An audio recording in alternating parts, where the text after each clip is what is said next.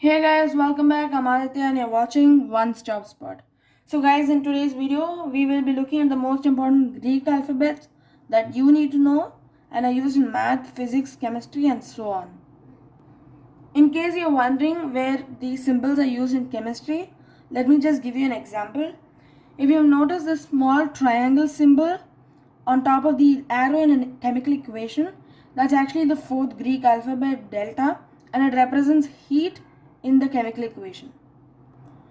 So many people actually get confused between these alphabets and often make mistakes. They interchange them as some of the alphabets look quite similar. So guys, in this video we will clear off all this confusion, and with no further delay, let's get started.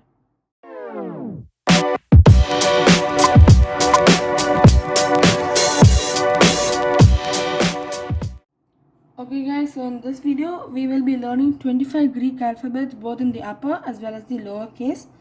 So I will be writing the uppercase on this side, the lowercase on this side, and the name of the alphabet in the middle.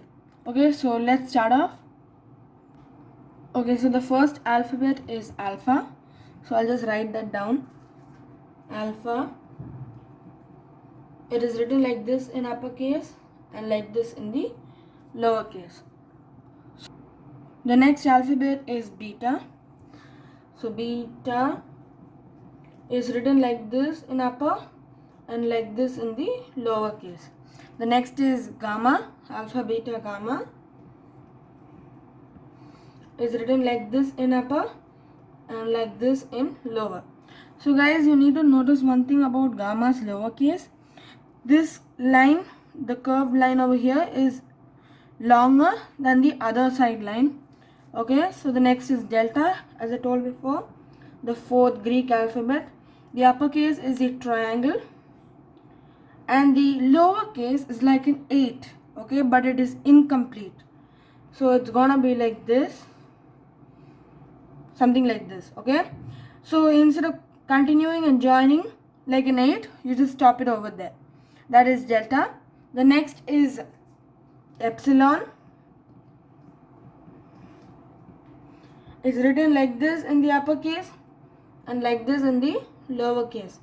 So the lowercase is like the cursive E crammed to a very small size, okay.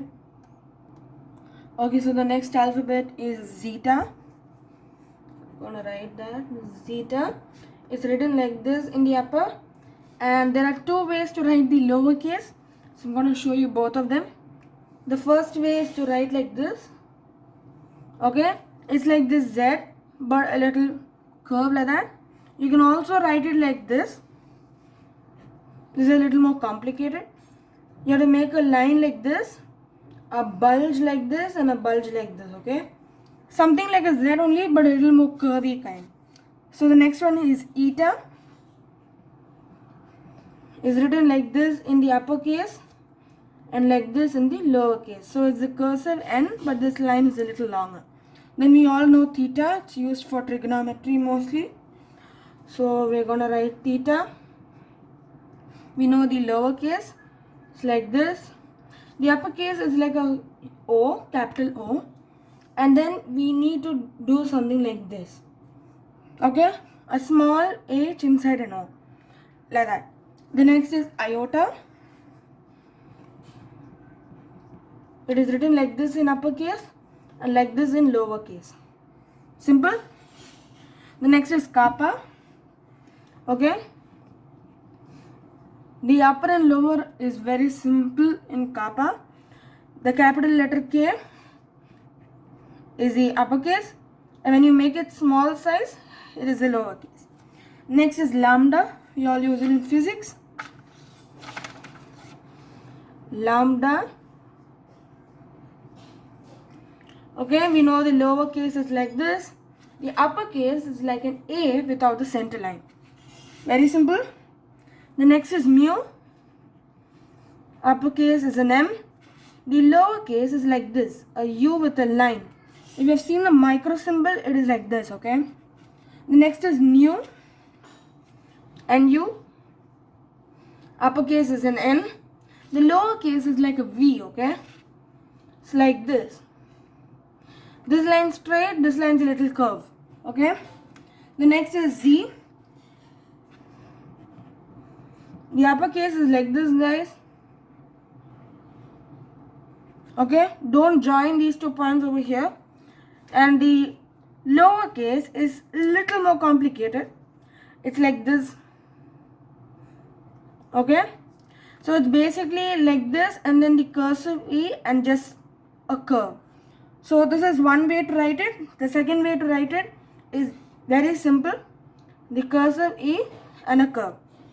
Okay, so this is like the official kind of thing, but people usually write this. So the next one is Omicron. Very simple, guys. Capital O, small o, over. The next is pi.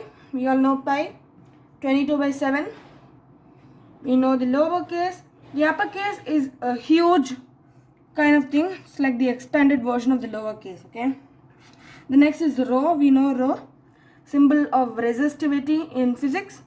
The capital, that is the uppercase, is just a capital P, like that. The lowercase is a smaller version of this and little slanted, like that. The next is sigma. We use it in math. It stands for sum. So sigma, we all know the uppercase, it's like this. I'm sorry, it's like this, okay? We get sometimes confused with the letter E, but it's not actually that. The next is this. The lowercase is like this. It's like an over the line, guys. If you've seen the turbo symbol, it looks like this, okay? The turbo, actually in design, it looks like this. So guys, I will just flip the page and get back to you. And before I go and change the page, I wanted to show you something. Do not get confused between the lowercase of nu and the lowercase of gamma. Okay, you can see clearly they are very different. Okay, so I'll flip the page. Okay, so guys, I've flipped the page. The next letter or the alphabet is epsilon. Okay, it sounds similar to epsilon, but it's U instead of E. So the uppercase is very simple. It's Y, capital Y. And the lowercase is also like a V, okay? It's like this, small line. Okay, you bring it down like this, curve it up like this. Very simple, like this. Okay, the next is tau. Funny names. Tau, capital T for upper. The lower is like this and like this. It's like an umbrella without the top part. Okay, you can think it like that. So guys, you need to actually connect with everyday objects so that you can remember it. The next one is phi. So guys, people get confused between the phi symbol or the phi letter and the theta. When they are printed in very small size, they look the same and people make mistakes. So the uppercase is very simple, an O with a big I, okay? The lines of I are outside like this. Very simple. The next is a lowercase. It's like this. Okay? That's the first type. The second type is like this, guys. Okay, you can see, right? I just brought it like this and like this. Very simple. The next is Chi, CHI. Uppercase is an X. The lowercase is like the variable X, the cursive X, like this. Okay, very simple. The next is Psi, PSI. The P is silent. Okay, so we write it like this. The uppercase. The lowercase is similar, but we write it only like this. It's like the 4 but a little curvy over here.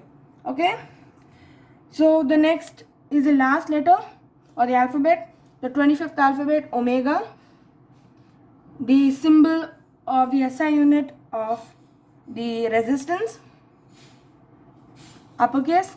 The lowercase is simple, guys, it's just a W. Okay, so that's it, guys. This is the end of the 25 symbols. So guys, if you want, I can just give a glance. I'll just zoom out. Okay, we can go through it, guys. You can pause the video anytime you want to just go back and see something if you've not understood it.